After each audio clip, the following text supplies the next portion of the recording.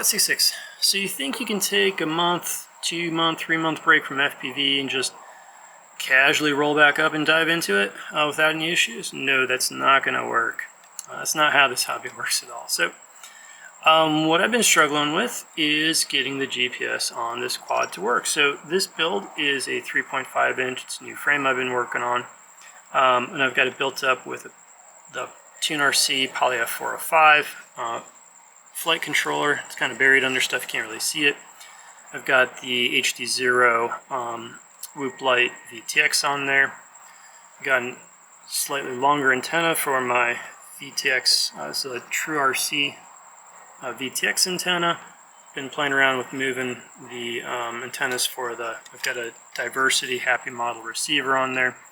And everything is working great except for the GPS. Now, clearly, quad's not flyable with the GPS out on the prop, but I was just trying to stick it there for a second just for testing purposes. So, that GPS on there, that is this HDLRC Mini 100, M100 Mini.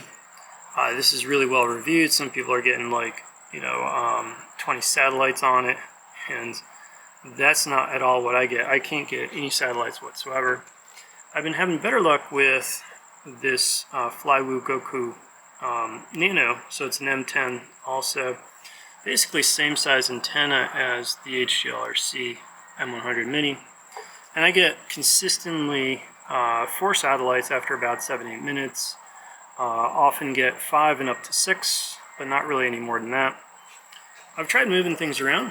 So I've stuck it up on top of the frame above the camera here. I've put it out on the arm out there. I've tried wrapping the wires with some foil. I didn't ground the foil, so that's maybe something else I could have tried.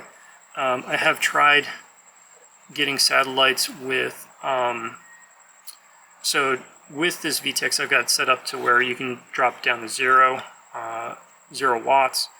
And that doesn't seem to make much of a difference if I have it on 0 versus 25 or 200 or 250, whatever it goes up to.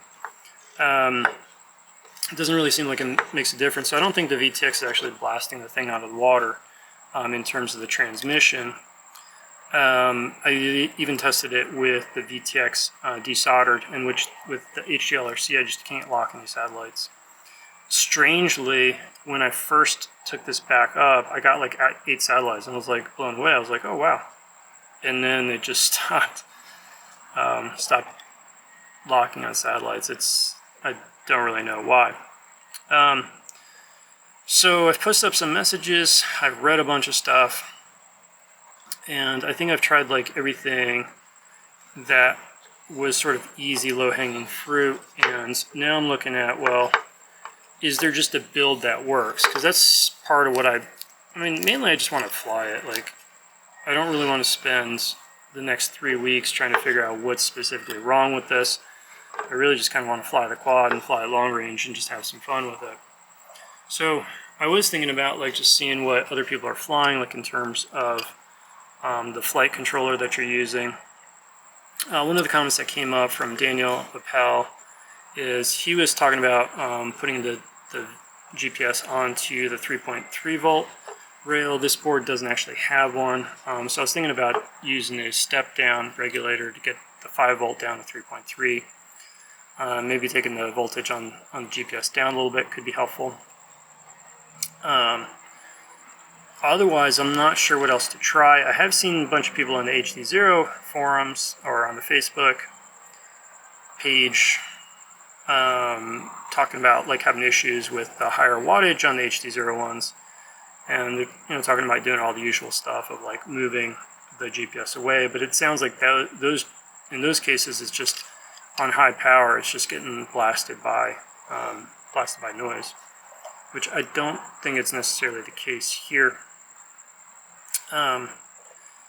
So yeah, I was thinking about getting, so since the Flywoo is doing pretty well, and this is like their tiny antenna one, I was thinking about going up in size on the Flywoo. They've got like a mini, which goes from like, I think this is like 12, and it bumps it up to like 18, which not a huge difference, but your overall surface area would actually be fair bit bigger. Thinking about trying that. Brandon Beans suggested the BE220. I think it's an M10 BE220, so I might grab one of those. I don't think they're particularly expensive. But yeah, if any of you have built something up kind of in the micro size, 3 inch, 3.5 inch, where there's just not a lot of room to move your GPS very far away from anything because it's a small frame, and unless you do something ridiculous and extend like a pole or something off the frame, like that GPS just not going to get very far.